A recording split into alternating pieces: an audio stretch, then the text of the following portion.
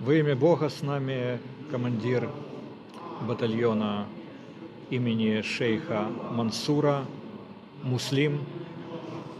Муслим, обратитесь к жителям Кавказа с обращением в это трудное, но в то же время и радостное время, когда большинство российских войск сейчас сосредоточено в Украине, и еще больше сюда перекидывается, и появляются новые возможности и для мусульман Российской Федерации, и особенно для кавказцев.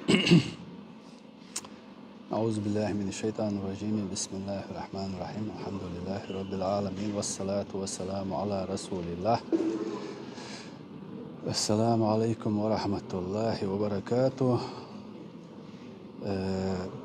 Чтобы всем было понятно, я буду говорить на русском, на мове оккупанта. Сегодня не очень много нам надо рассказывать, все видно по новостям, по всем сообщениям, что происходит в Украине, вокруг Украины, внутри Украины.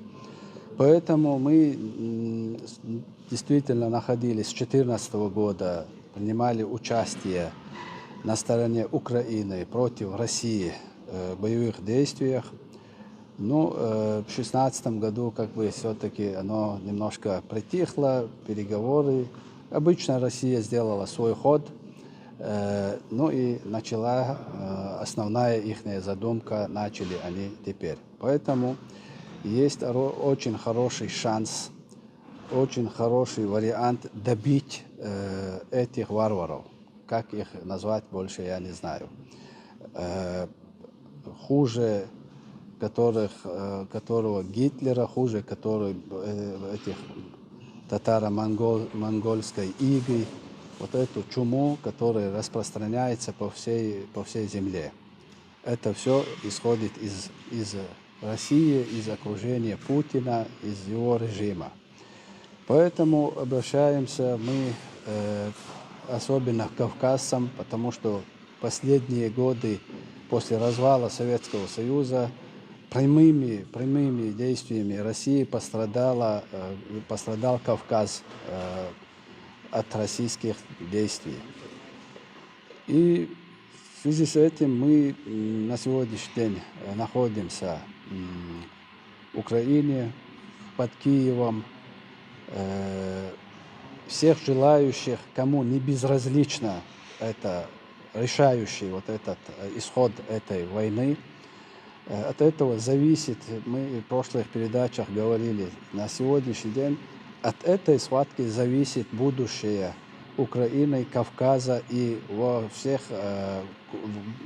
близлежащих стран вокруг России. Это те республики, которые отделились при развале Советского Союза.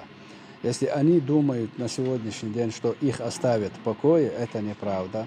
Украинцы тоже думали до этого времени, когда происходило в Чечне боевые действия.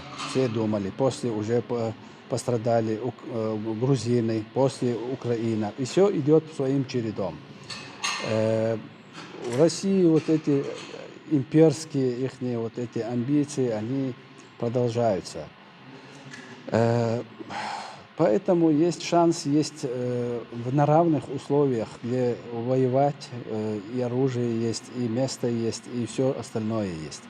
В Чечне, естественно, когда мы остались с Россией сами один на один, у нас не хватило ни боеприпасов, ни лекарств, ни еды. Здесь все это есть избыток.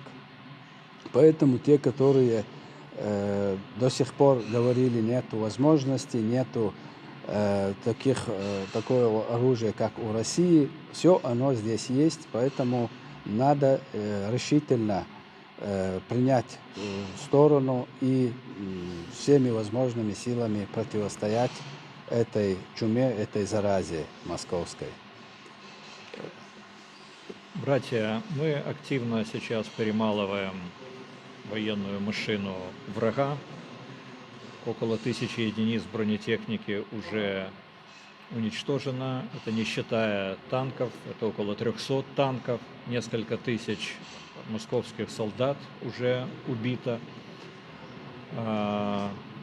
Самые лучшие их летчики уже погибли, то есть около 35 самолетов сбито, около 40 вертолетов сбито, уничтожено множество другой военной техники, и с каждой минутой уничтожается все больше и больше. Сейчас весь мир объединяется против России.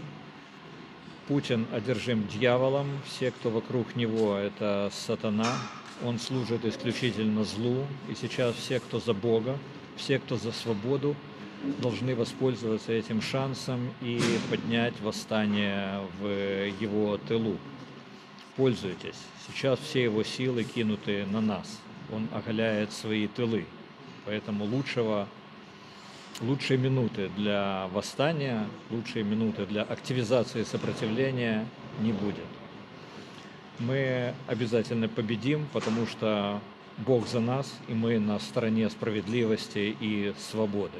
И на обломках России построим государство свободных народов, которые в бою заслужат свое место в мире. Поэтому такого шанса уже больше, может быть, и не будет. Поэтому шанс очень серьезный. Воспользуйтесь этим. Кто где может действовать, должны все, где они находятся. Мало, много, кто сколько может.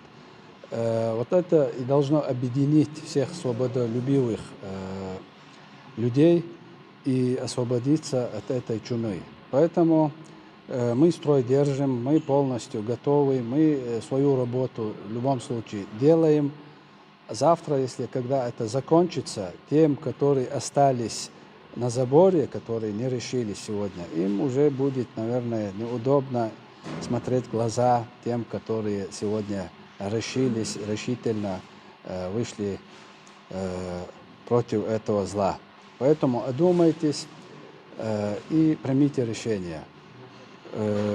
Всевышний все это видит, Всевышний за правду, и правда за нами, иншаллах. Во имя Бога.